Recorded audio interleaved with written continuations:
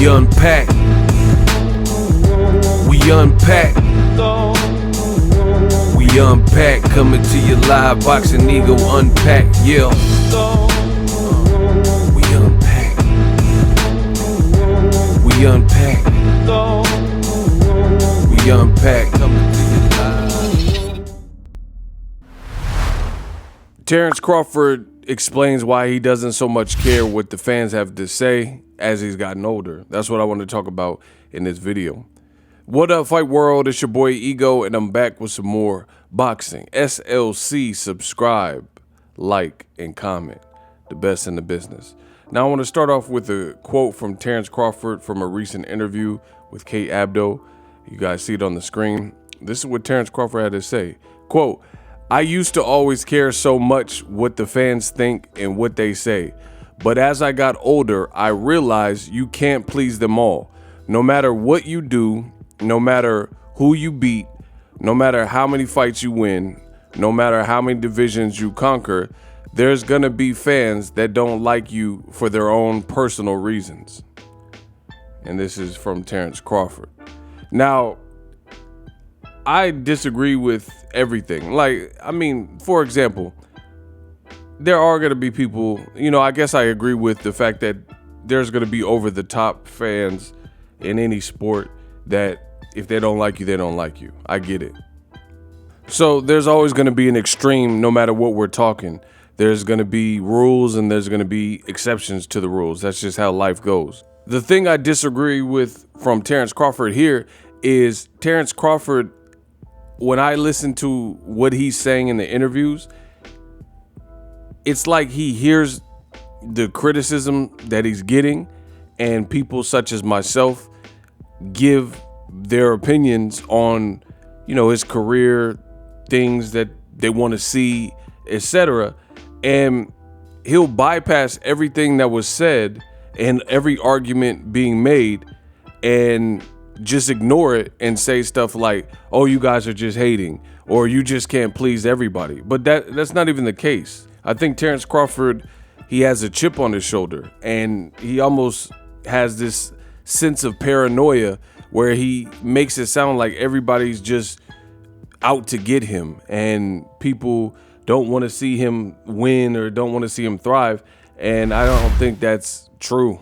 Again, outside of the extreme side of things, there are always going to be some people who are haters and whatnot. But the criticisms that I've seen from Terence Crawford, he's getting it from people who are his own fans. Like people who said, hey, I supported Bud since the beginning, but I disagree. And I've seen plenty of that conversation. People who have supported Bud, continue to support Bud, and still don't agree with how he went about the Errol Spence fight and lack thereof, how he did not negotiate in good faith and instead negotiated in bad faith by acting in the manner that he did. I mean, he's telling you he was in cahoots and conversations with BOK Prime. And if you listen to his interviews carefully, you could put all this stuff together. Terence Crawford literally said that he initially talked to BOK Prime and didn't tell them about Errol Spence negotiations. And then he said it got to a certain point and then he brought it up. So this behavior is what people are criticizing. You spoke with, more importantly, no disrespect to BOK Prime, don't really even know him, but PBC primarily, you're in negotiations for an extended period of time for 6 months or so, trying to get a fight that you've been saying you want, and you couldn't wait from December and wait till February 4th, a week before Super Bowl, to realize all your dreams and goals and fight the guy you said you wanted to fight, become two-time undisputed if you're able to beat Errol Spence. It doesn't sound good. And I think Terence Crawford is definitely overcomplicating things, saying things like, I realize you can't please them all. People's expectations aren't all that great for Terence Crawford. I'm not seeing anybody who's really asking him to do anything dramatic. It's like no one's asking him to perform heart surgery, right? People are just saying, fight Errol Spence. fight Errol Spence. Hey, if you're not fighting Errol Spence, couldn't you pick a bigger opponent, bigger name guy like Jaron Boots Ennis or Virgil Ortiz Jr.? That's not asking for too much, in my opinion. And this wouldn't even be a conversation piece if Crawford had been managed and branded a bit different for the last 10 years when he was with Top Rank. But he got the fights that he could get. And I'm not really here to overanalyze his resume because I've already done that in past interviews. He did what he did at 35. He did what he did at 40. He became undisputed at 140. But here at 147, you haven't done much. I mean, Crawford can try to make it sound like he has a better resume than Errol Spence Jr. and denigrate Errol Spence's wins, and it just, none of it makes sense. Like you hear Errol Spence resume being broken down by Terence Crawford, and he's saying, oh, but Kell Brook was coming off a Triple G loss, and making it sound like Kell Brook wasn't good. So please explain how you fought the Kell Brook, who hadn't been competing at welterweight for 3 years, had already lost to Triple G and Errol Spence, and on record has stated that he was depressed and drinking a lot and didn't really want to continue his boxing career. Then what does that say about your victory over that same person? That means that you fought an even worse version. If you're going to say that Errol Spence fought a bad version of Kell Brook, who had already lost to Triple G at 160, he was still a champion at 147, and Errol Spence fought him in his backyard, so he had 20,000 plus fans rooting for him. So that's still a lot of pressure. So again, no matter how difficult Crawford attempts to make these things, they're really not hard to fathom and understand. You know, he's saying, oh, no matter what you do, who you beat, and how many fights you win. I mean, it sounds delusional. Let's just be real. I don't want to beat around the bush. It sounds delusional. Nobody hates you. They just want to see good fights. You know, you're saying he's overcomplicating things. Oh, it doesn't matter who you beat and how many divisions you conquer. None of that has anything to do with it. There's this old adage called quality over quantity. You know, I'd rather have one great slice of pizza as opposed to a full 12 slice pizza box from Little Caesars, because I'm not really a fan of Little Caesars like that.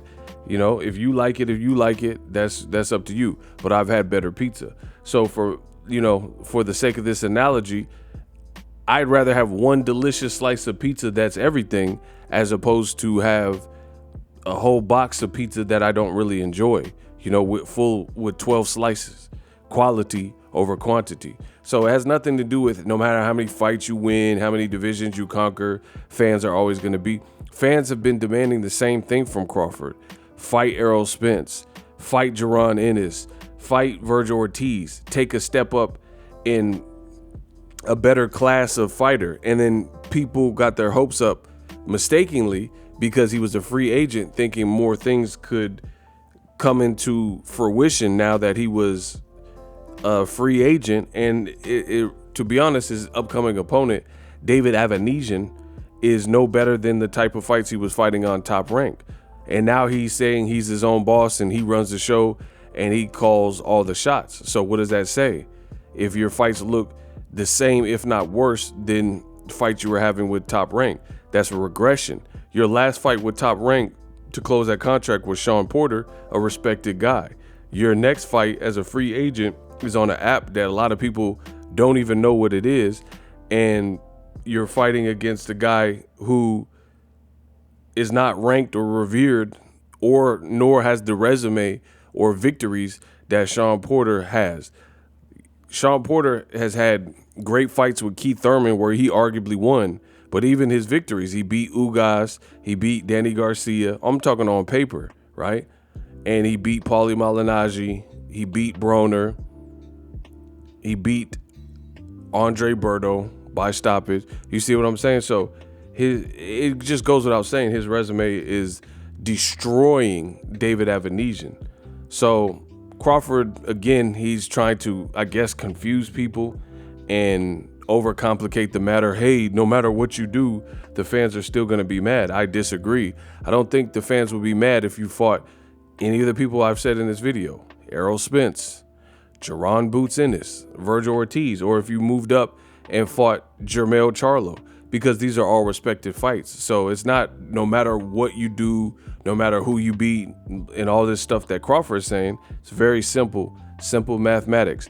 People have complained about your resume, and they're going to continue to do so until you fight somebody that is regarded, no more, no less. Jaron Boots Ennis is hot right now. A lot of people think Virgil Ortiz is a very good up-and-coming fighter. He has different dynamics. Errol Spence is a monster in the division. People calling him the big fish. Again, if you took any of those fights, no one would be talking, and you were to beat these people, no one would be saying the same things they're saying. But it makes no sense what Crawford is saying in these interviews, because he knows for a fact, because he's talked about it, man, people always complain about my resume, and I fought De'Aaron Jean. Okay, guess what? Jaron Boots Ennis, Errol Spence, Virgil Ortiz, they're all better than De'Aaron Jean, right? Or Hank Lundy. They all are fresher fighters and bigger fighters and more difficult styles. So again, it's very simple. If you want to create space and get people off your back, then you got to do the opposite of what you've been doing. People are saying, hey, you knocked out all the welterweights that you fought, but you're not fighting the people that I want to see you fight. So the only thing that Crawford can do is to fight the people that the fans are demanding, that I've said multiple times in this video, and that is the way to shut people up. And the other thing is, he's saying that I used to always care so much what fans think and what they say. I still think Crawford does, because if you look at his social media, he's like, oh, you mangy YouTubers, you silly YouTubers, and he's arguing with fans that don't seem to like his David Avanesian fight and or his decision to not fight Errol Spence instead. So, I mean, that just shows you what people feel. Drop your thoughts in the comment section. SLC, subscribe, like, and comment. I'll continue putting out the best content. And I'm out. A lot of people ask me what I use to create content. Things like YouTube thumbnails that generate thousands of views. For the first time ever, the cat is out of the bag. I use Canva Pro. But Canva Pro is so much more than a YouTube thumbnail maker. Use Canva Pro to curate content for YouTube, TikTok, Instagram Reels, Instagram Stories, and a whole lot more. Flyers, flowcharts, you name it, with Canva Pro. Click the affiliate link in the description to get Canva Pro. Many features, elements available to you. Take your brand to the next level. Invest in yourself. It takes money to make money. So sign up for Canva Pro today. Happy creations. Introducing Super Thanks. Right here on the official Boxingego YouTube. Super Thanks allows you, the viewers, to show a little bit of extra gratitude, which enables me as a full-time content creator to push out the content you need in the world of boxing. Underneath all the videos, you will see a heart with the $sign in it. You can enter any amount that you find suitable as a super thanks. A brand new, interactive, and colorful way to get your comments highlighted and noticed by not only myself, but other people on the YouTube platform. Super thanks, a unique and cool way to show and applaud us full-time content creators. Hopefully you guys enjoy the content. Super thanks. The future is now. The Hibernation 5s by Kenichi Bear. Hybrid gaming and lifestyle headphones. Out of the box, you can connect to any console or PC. Bluetooth ready with a low latency USB adapter, color RGB, and extreme bass mode. The Hibernation 5s adjust to you. Whether you need a gaming, travel, gym, or lifestyle headphones, the Hibernations got you covered. The new Hibernation 5s, link in the description. Customize the way you hear the world. Welcome to the nation. Are you tired of your YouTube videos not getting any views? Well, consider TubeBuddy. I've used TubeBuddy for years to scale up my YouTube channel. Now we're sitting over 200,000 subscribers. TubeBuddy is a browser extension that offers a ton of built-in productivity and time-saving services to take your channel to the next level. Use my link in the description to get started with TubeBuddy and level up your channel faster. We working.